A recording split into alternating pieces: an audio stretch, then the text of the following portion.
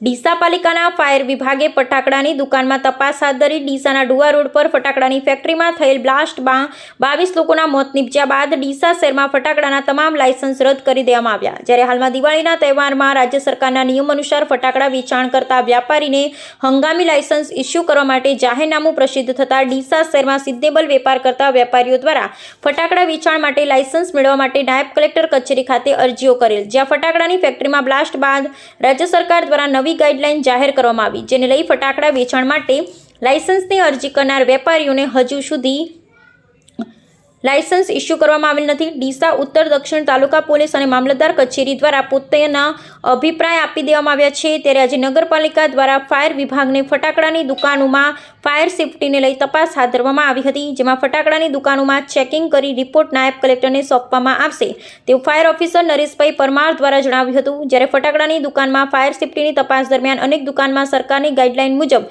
Fire safety ન હોવાનું જાણવા મળ્યું, જ્યારે અનેક દુકાનોમાં ફાયર સેફટીની વ્યવસ્થા ઊભી કરવામાં આવી હોવાનું જાણવા મળ્યું। ત્યારે હવે જોવાનું રહ્યું કે ડીસા નાયબ કલેક્ટર કચેરી દ્વારા ડીસા શહેરમાં ફટાકડા વેચાણ માટે લાયસન્સ ઇસ્યુ ક્યારે કરવામાં આવે છે, પરંતુ હાલમાં ડીસા શહેરમાં ફટાકડા વેચાણ માટે લાયસન્સ મેળવવા માટે વેપારીઓ મુશ્કેલીનો સામનો કરવો પડી રહ્યો હોય તેવું પણ જોવા મળી રહ્યું છે। મારું નામ Naresh Parmar, incharge fire officer Deesa નગરપાલિકા।